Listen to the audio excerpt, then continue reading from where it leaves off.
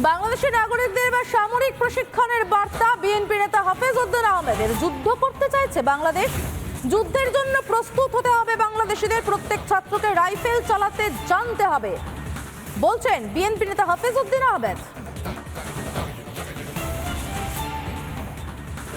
যুদ্ধ যদি তারা শুরু করে, এই যুদ্ধ আবার তাদের দেশে গিয়েই শেষ হবে। আমরা প্রত্যেকটি বাংলাদেশি নাগরিককে সামরিক ট্রেনিং দিয়ে প্রস্তুত করব যুদ্ধের জন্য। প্রত্যেকটি ছাত্র যেন রাইফেল চালাতে, যুদ্ধ যদি তারা শুরু করে, এই যুদ্ধ আবার তাদের দেশে গিয়েই শেষ হবে। আমরা প্রত্যেকটি বাংলাদেশি নাগরিককে সামরিক ট্রেনিং দিয়ে প্রস্তুত করব যুদ্ধের জন্য।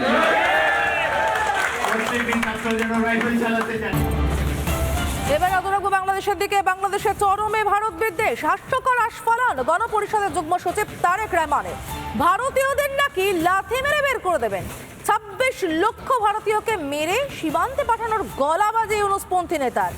অবদান ভুলেছেন ভারতের বাংলাদেশে?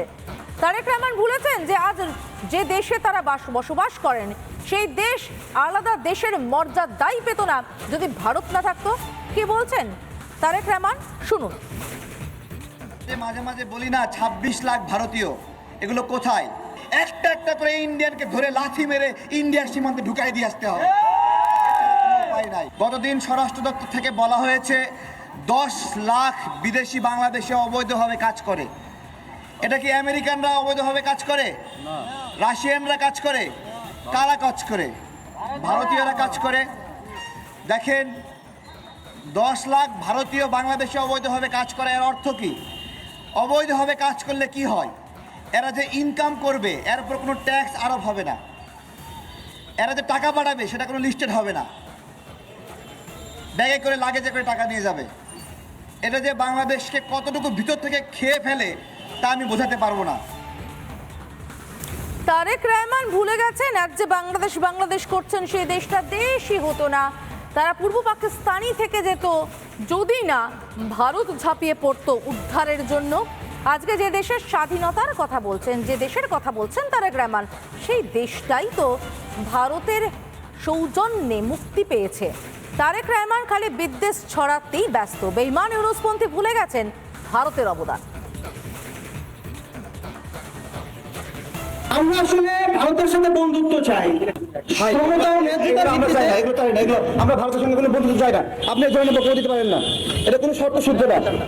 আচ্ছা, এটা হাস করার জন্য না। আচ্ছা, আমরা ভারতের সাথে অবশ্যই শত্রুতা চাই না। শত্রুতা চাই, যে অবস্থা আমরা শত্রুতাই চাই, বন্ধুত্ব চাই না। আপনি এই ধরনের বক্তব্য দিন না। এই ব্যানারে একটা দায় আছে না, আপনি কথা বলেন না। না না, এটা আপনি এই ব্যানারে এই বক্তব্য দিতে পারবেন না। আপনি তারেক ভাই, আমার কোনো বক্তব্য না শুনে চেঁচে গিয়েছে যে ভারতের সাথে আমরা শত্রুতা চাই না।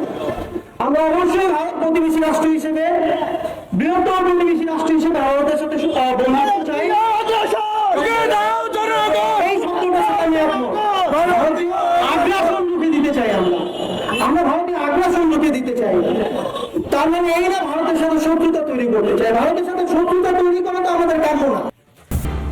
গতকালও হলো না চিন্ময় কৃষ্ণ দাসের জামিন মামলা এগিয়ে আনার আবেদনের শুনানি। চট্টগ্রামে ওকালতনামা জমা দিতে বাধা ইউনুসপন্থী আইনজীবীদের। ওকালতনামা জমা না পড়ায় সওয়ালই করতে পারলেন না চিন্ময় কৃষ্ণের আইনজীবী। খারিজ হলো আরজি, কারণ রবীন্দ্র ঘোষ গতকালই আমাদেরকে জানিয়েছেন রবীন্দ্র ঘোষ সুপ্রিম কোর্টের প্রাক্তন আইনজীবী, তিনি গিয়েছিলেন ওকালতনামা জমা দিতে, কিন্তু স্থানীয় একজন আইনজীবীর প্রয়োজন হয় সেই ওকালতনামা জমা দিতে।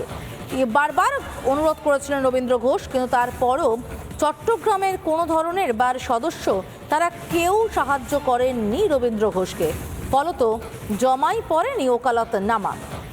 কি বলেছে রবীন্দ্র ঘোষ গতকাল, শুনবো। কোর্টে যাওয়ার পরে জজ সাহেব বললেন আপনার সব ঠিক আছে, ওকালতনামা দিয়েছেন ঠিক আছে, কিন্তু আপনি এই চট্টগ্রাম বারের একটা লয়ারের ওকালতনামা দিতে হবে।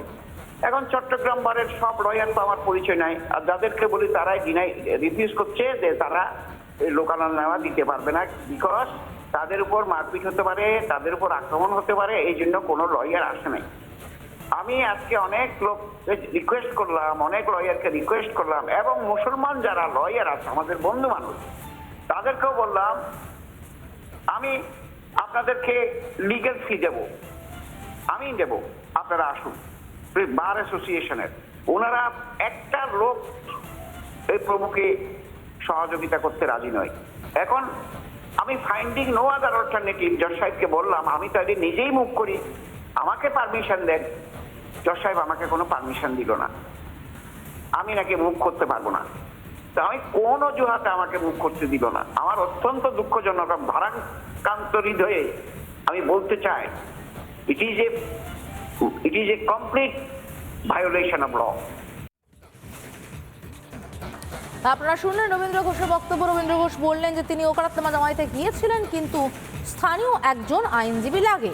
তিনি বারবার অনুরোধ করেছিলেন, কেউ তাকে সাহায্য করেনি, কেউ তার সঙ্গে স্থানীয় আইনজীবী হিসেবে কাজ করতে চাননি। তারা প্রত্যেকে চেয়েছেন চিন্ময় কৃষ্ণ দাস যাতে জেলেই থাকে, যাতে জামিন না পায়, সেই কারণেই তাকে কোনোভাবে সাহায্য করা হয়নি।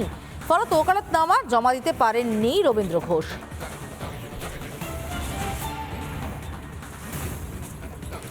প্রাক্তন রাজ্যপাল তথাগত রায় এবং আন্তর্জাতিক সম্পর্ক বিশেষজ্ঞ রাজাগোপাল ধর চক্রবর্তী কি বলছেন তারা শুনে নেব।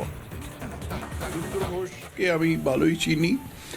উনি অসম সাহসী লোক এবং বহুদিন ধরে এই নির্যাতিত হিন্দুদের সমর্থন দেবার জন্য আইনের রাস্তায় যা করা সম্ভব সমস্ত করবার চেষ্টা করেছেন। উনি চট্টগ্রাম গেছেন এমন একটা সময় যখন ওখানকার ওই জেহাদি আইনজ্ঞরা তারা অন্য সমস্ত আইনজ্ঞদের শাসিয়ে রেখেছে, তারা যেন চিন্ময় কৃষ্ণ দাসপ্রভুর হয়ে না দাঁড়ায়।